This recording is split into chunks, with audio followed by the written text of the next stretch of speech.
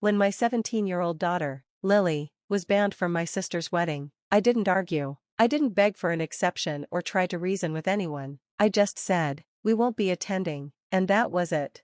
My name is Charlotte Miller, I'm 39, a nurse practitioner living in Vermont, and I've been Lily's mom since she was 3. She came into my life with big, quiet eyes that seemed to study everything around her. She didn't speak much at first, just watched like she was still deciding if the world was a safe place. The first time she called me mom, I cried alone in the car after preschool drop-off. It meant everything to me. From the start, I made her a promise she would never feel unwanted in my family again. I thought I was doing okay with that promise until the wedding. My younger sister Brittany got engaged last spring. Big announcement, giant ring, and an Instagram caption that sounded like a bridal magazine ad. I congratulated her. Of course, Lily even handmade her a card with paper bells and glitter, and so much effort it made my heart ache. Brittany smiled when she got it, said it was sweet, and then tossed it into the back seat of her car. I found it there weeks later, half crushed under a fast food wrapper. But Lily stayed excited. She kept looking up dresses online, asking if she should wear her hair up or down, wondering if she'd get to help with decorations. I could tell she was hopeful, nervous, but hopeful. Then the invitation arrived. It was one of those heavy, glossy envelopes with gold trim. I opened it at the kitchen counter while Lily was doing homework at the table. It listed all the usual details: date, time, dress code. Then my eyes landed on the line that shifted everything: adults only, 18 and over, strictly enforced, no exceptions. I read it twice.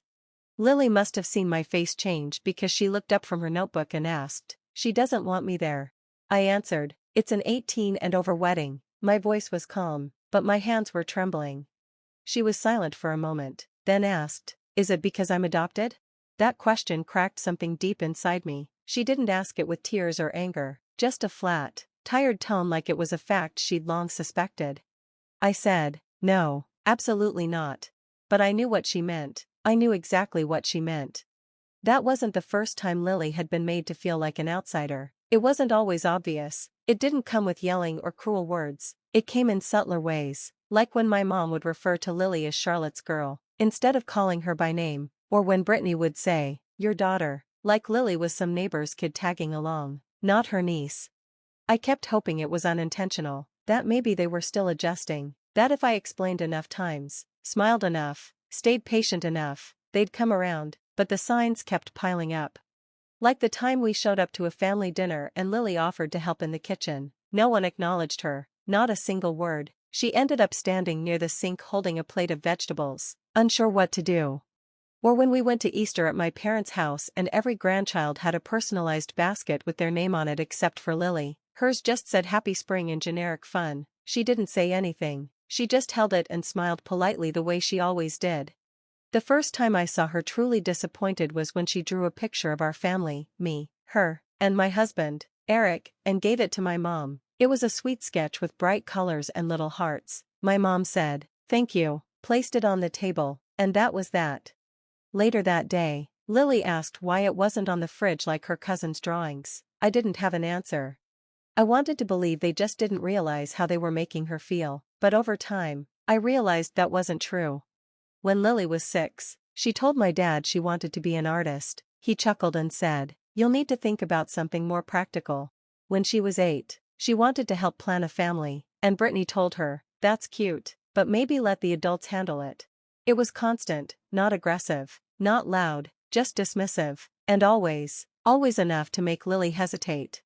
I kept thinking I could fix it by showing up, by including them in her birthdays, her school plays, her life. But the more we showed up, the clearer it became, they never fully accepted that Lily was here to stay. Part of them, I think, still believed I'd eventually have my own child, that Lily was a temporary chapter, a kind of noble gesture they could applaud from a distance, as if someday they'd say, "Remember when Charlotte fostered that sweet little girl?" They never said it out loud, they didn't need to, and the wedding invitation confirmed it.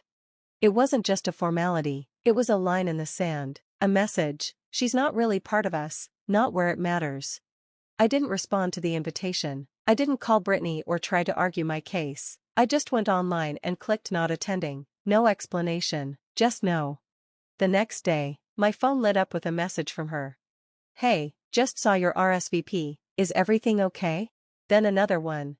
If this is about the age thing, I hope you understand. We're being super consistent with everyone. Nothing personal, right? Nothing personal.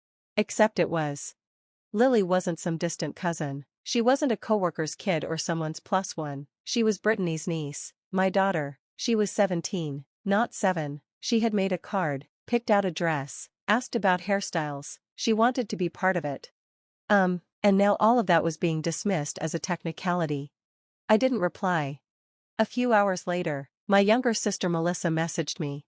Tessa said, "You're not coming, what's going on?" Then my mother called. She never calls unless something is wrong. So, I picked up with a sinking feeling.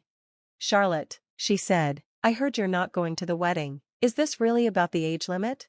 I said, "Lily wasn't invited. I'm not going without her. She's almost 18. There was a pause. Then my mom said, "It's not like she's a little kid. She's family."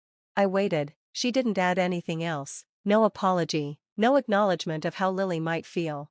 "Don't punish your sister over this," she added. "It's one night." I didn't argue. I just said, "We're not going." And I hung up. That should have been the end of it, but it wasn't.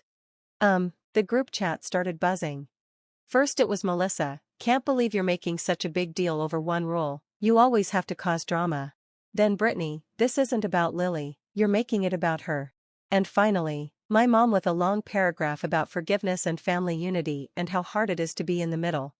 Meanwhile, Lily deleted the dress photos from her phone. She didn't cry, she just quietly erased the pictures like they no longer mattered, like she had expected this all along. What hurt the most wasn't the wedding or the messages, it was how they never really saw Lily. She already knew, deep down, that no one truly noticed her. The wedding came and went. No one said sorry, no one talked about it again. They acted like Lily being left out was no big deal. Then December arrived. Every year, I hosted Christmas. I cooked, cleaned, bought extra chairs, and set up the big table. I did all that even when I was tired or didn't feel like celebrating. But this year, I didn't do any of it. I didn't send invitations or make plans. When my husband, Eric, asked if he should order chairs, I said no. He didn't ask why. Lily didn't ask either. They both understood, but the quiet made them uneasy. In mid-December, messages started coming in. "Melissa, are we still doing Christmas Eve at your place? What should I bring?" "Brittany, of course, it'll be 5 of us again. Let me know if Lily wants anything special or if she's even coming this year." That last one almost broke me. It sounded like Lily chose not to come, like it was just a teenage mood, not that she was left out on purpose. I didn't answer any messages. For the first time in years, I didn't clean, decorate, or prepare. I didn't pretend everything was fine.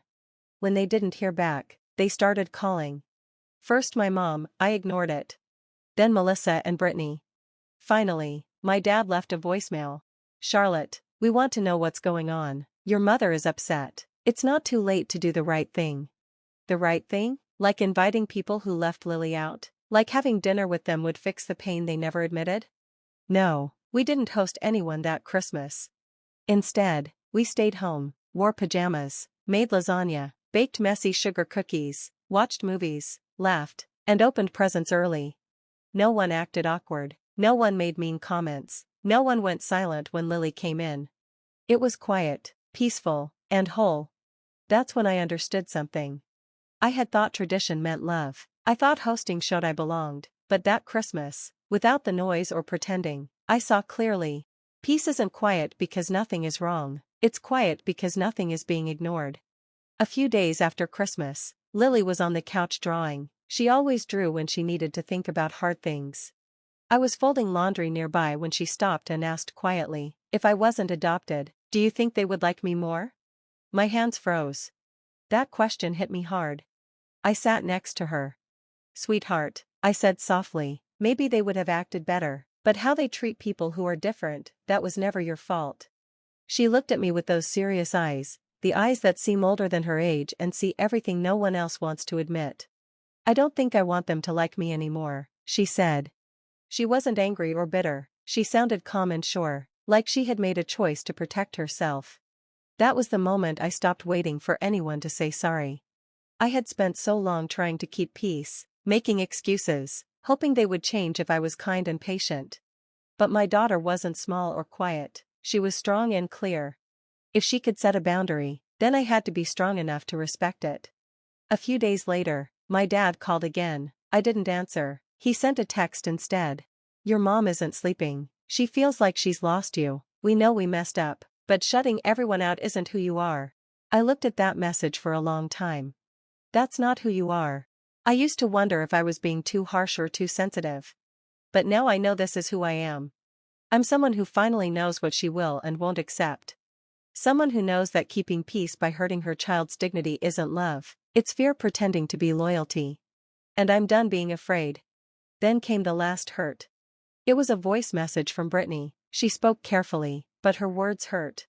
I think it's sad, Charlotte. You always said how much you love Lily, but now it feels like you're using her as a shield. Like when someone doesn't treat her perfectly, you cut them out. That's not healthy, that's obsession, not parenting.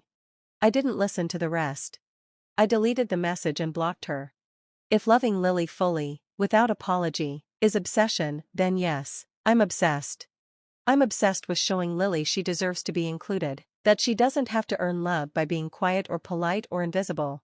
I'm obsessed with protecting the one who needed me most, the one who had to prove she belonged in a family that said it loved her but never showed it.